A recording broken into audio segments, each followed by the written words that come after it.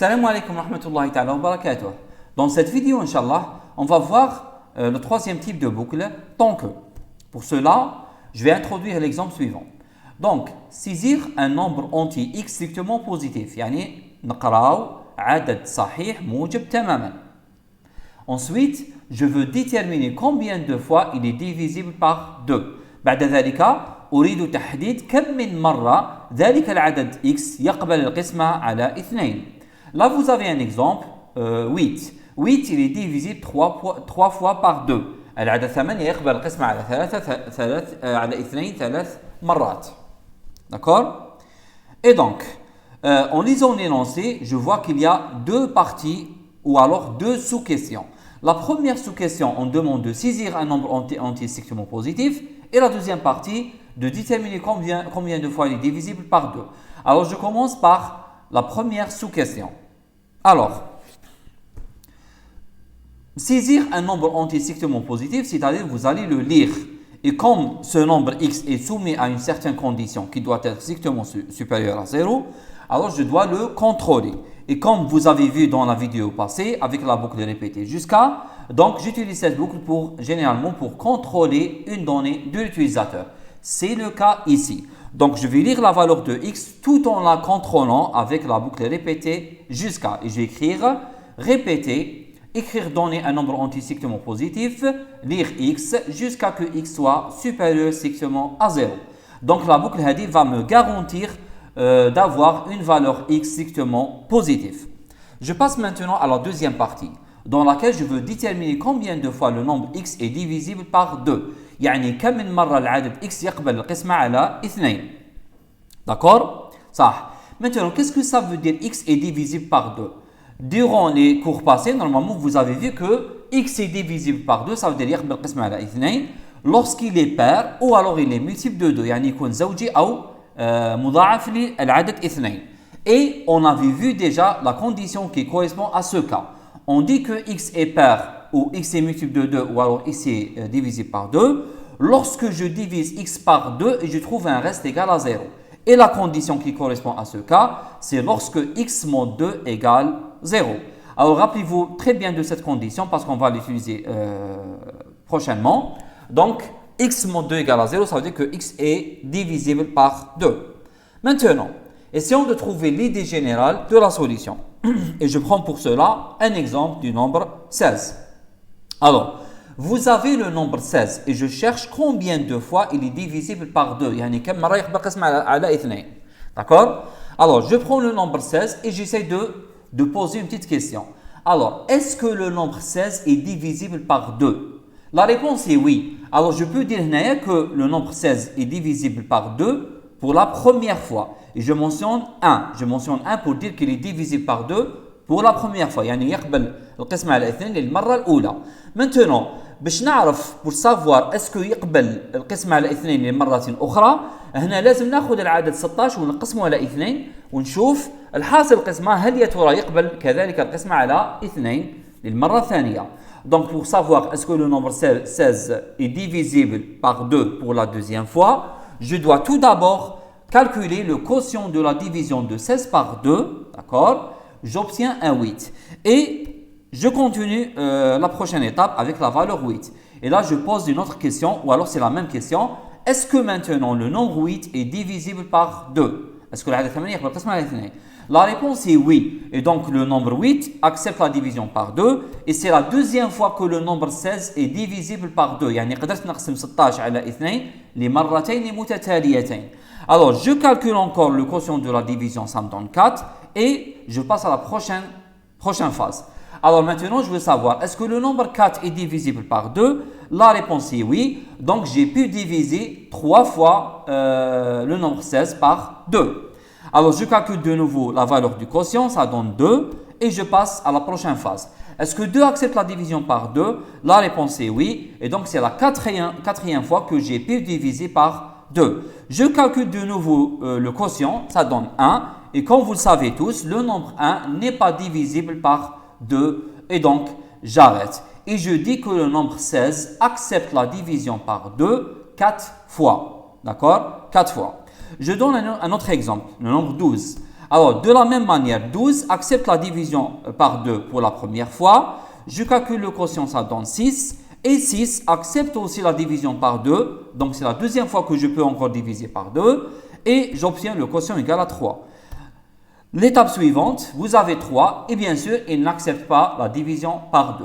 Alors, qu'est-ce que vous remarquez ici? Vous remarquez qu'à chaque fois que vous avez, ou alors à chaque fois que j'ai un nombre pair, bien sûr, il est divisible par 2 et à chaque fois, je fais incrémenter une certaine valeur qui est encerclée en vert.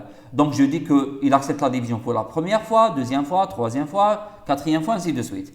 Et j'arrête de faire ce compte lorsque j'obtiens un résultat qui est impair. C'est-à-dire, dès que j'obtiens une valeur impaire, bien sûr c'est une valeur qui n'est pas divisible par 2, j'arrête d'incrémenter la valeur que j'ai mis dans le cercle. Alors, dans la solution, ou alors dans l'exemple que je viens de dérouler, vous remarquez que j'ai utilisé ce qu'on appelle un compteur. يعني استعملت عداد. يعني هذيك القيمة اللي راهي تتصاعد تنطلق من 1 بعد 2 بعد 3 بعد 4 هذه نسموها عداد. العداد الخاصية تاعو أنه يحسب عدد المرات. داكور؟ مثلا هنا العداد يحسب لنا عدد مرات قابلية القسم على 2. مفهوم هنا؟ هذه هي. Donc, ce compteur que je viens d'utiliser, que je vais appeler par la suite CPT, il sert pour compter le nombre de fois auquel je peux diviser le nombre par 2. يعني عدد المرات اللي نقدر نقسم فيها العدد على 2. D'accord? صح. Alors, تبعوا معنا maintenant la solution générale. Alors, rappelez-vous, et je dois mentionner que à chaque fois que vous avez besoin dans n'importe quel exercice de compter une certaine caractéristique, combien de fois elle se répète. À chaque fois que vous voulez calculer combien, vous devez utiliser un compteur. Et le compteur, c'est exactement comme le compteur d'électricité, de l'eau, ainsi de suite. Chaque compteur, il commence toujours par 0. Et donc, dans notre solution, on va dire que la première étape consiste à initialiser le compteur par la valeur 0. C'est-à-dire au départ, je n'ai rien fait pour l'instant et je dis que le compteur est égal à 0. D'accord? Maintenant, faites attention, vous pouvez avoir un cas dans lequel je trouve le compteur égal à 0 dans notre exercice. Par exemple, lorsque le nombre x donné par l'utilisateur était un nombre impair, par exemple 13. Bien sûr, 13 n'accepte la division sur 2 aucune fois. Donc, vous devez trouver le nombre de division par 2 égal à 0. D'accord? Ça. Donc, j'ai dit que la première phase, on va initialiser le compteur par 0. Donc, العدة تاعنا ينطلق انطلاقا من 0. Deuxième étape, ça c'est quelque chose qui va nous permettre de faire la répétition. Donc, remarquez-moi par exemple, si j'ai pris avec le nombre 16, il fallait faire 5 étapes pour s'arrêter. Donc, il fallait faire 5 étapes pour s'arrêter. Donc, c'est clair que vous avez une certaine répétition. Ce qui garantit la répétition, bien sûr, c'est une boucle. Donc, je vais dire, à chaque fois que vous avez un nombre pair, donc remarquez ici, vous avez 16, vous avez 8, vous avez 4. Donc, à chaque fois que j'ai un nombre pair, qu'est-ce que je fais? Je fais deux opérations. Alors, remarquez que j'ai fait incrémenter le compteur qui a commencé par 0 à chaque fois. Et autre chose, il ne suffit pas juste d'incrémenter le compteur et aussi de calculer le nouveau quotient de la division. Donc, première action, on doit commencer par incrémenter le compteur par 1, d'accord, à chaque fois. Et deuxième chose, il faut calculer le quotient de la division du nombre par 2. يعني حاصل قسمة العدد على 2. D'accord? Alors, prenons cette solution générale et essayons de la traduire. Donc, en traduisant ça, donc comment initialiser le compteur? Ça veut dire CPT soit 0, d'accord? Et quelle est la boucle que j'utilise ici? J'utilise une boucle qui permet de dire qu'à chaque fois que j'ai un nombre pair, je vais faire les actions. Et donc, lorsque je dis qu'à chaque fois, ça veut dire tant que vous avez un nombre pair, je vais faire les deux actions. D'accord? Et là, j'utilise donc la boucle tant que. Donc, ما دام x زوجيا سأقوم بتنفيذ التعليمتين. À l'intérieur de la boucle, vous avez les deux instructions. La première instruction, c'est l'instruction qui permet d'incrémenter le compteur. Et la deuxième instruction, elle permet de calculer le quotient de la division du nombre x par 2. Maintenant, cette solution, elle est fausse. Faites attention, elle est fausse. Pourquoi elle est fausse? Ça. Parmi les règles, ou alors une règle principale de l'utilisation de la boucle tant que dit que à chaque fois que la condition elle est vraie, je vais exécuter les actions. D'accord? Alors, imaginez que je vais prendre par exemple au départ x égale à 16 par exemple. Alors, si je prends x égale à 16, donc CPT il est initialisé par 0, je teste la condition de la boucle.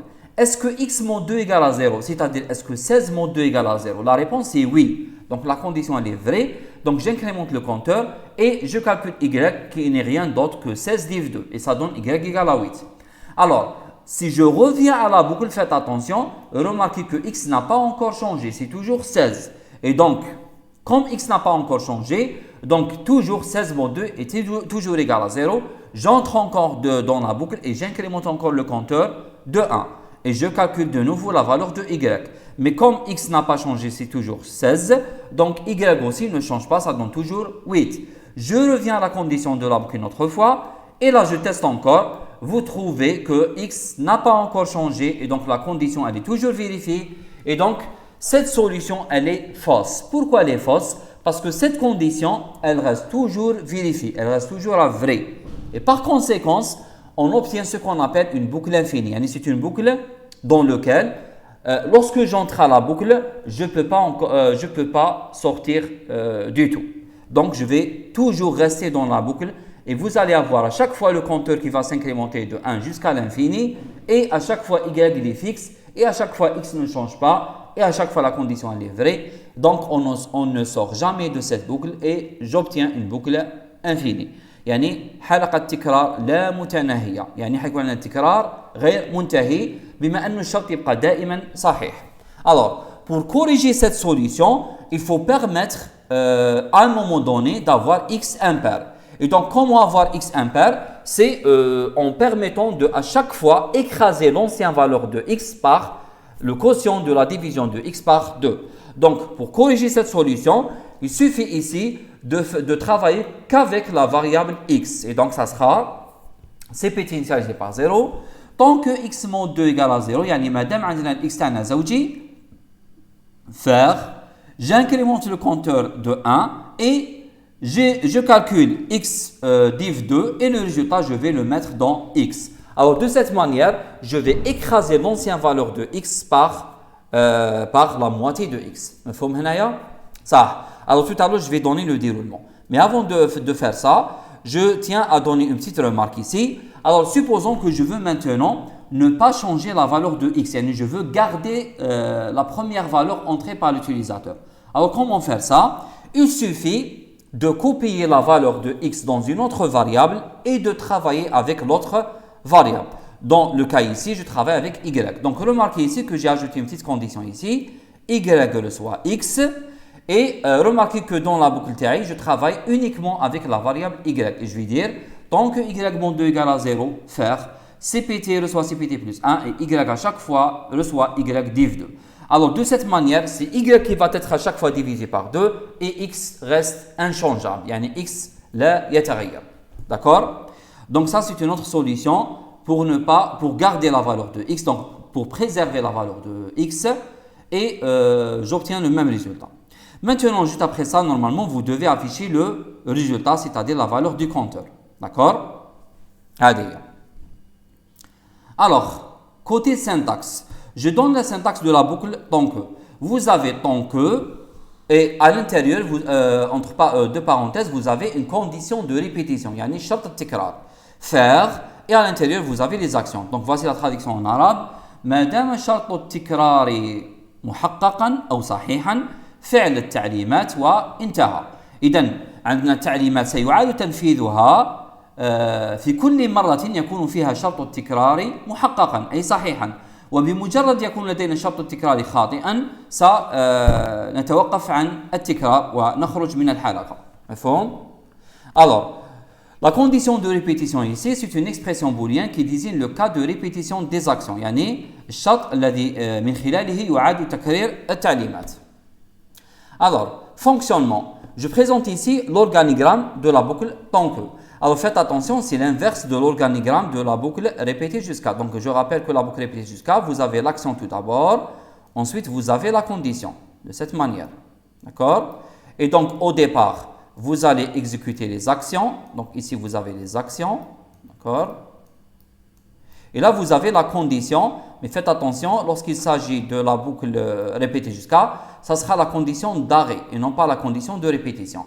Et on répète les actions à chaque fois que j'ai la condition d'arrêt qui est à fausse. Donc, tant que la condition elle est à fausse, je répète. Dès qu'elle devient vraie, je sors. Et donc ici, vous remarquez normalement la différence entre la boucle tant que et la boucle répétée jusqu'à. Avec la boucle tant que, dès que vous allez entrer dans la boucle, vous avez directement la condition. Donc si la condition elle est fausse, vous allez directement quitter la boucle. Donc les actions de la boucle ne vont pas être exécutées du tout. يعني ما ننفذوا حتى تعليمة من التعليمات الموجودة داخل الحلقة.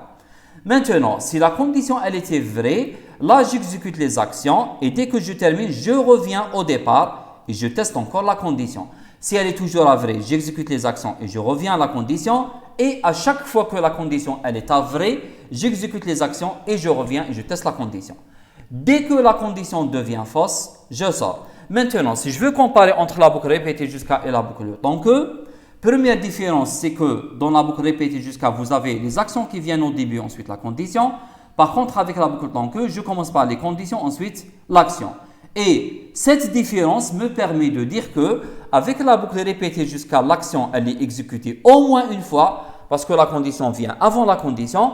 Par contre, dans la boucle tant que, les actions peuvent ne pas être exécutées du tout. Yani le nombre d'exécutions ou alors le nombre d'itérations peut être égal à 0 si la condition de répétition elle était fausse au départ. Deuxième différence, c'est qu'avec la boucle tant que, je répète à chaque fois que la condition elle est vraie. Et avec la boucle répétée jusqu'à, je répète à chaque fois que la condition elle est fausse.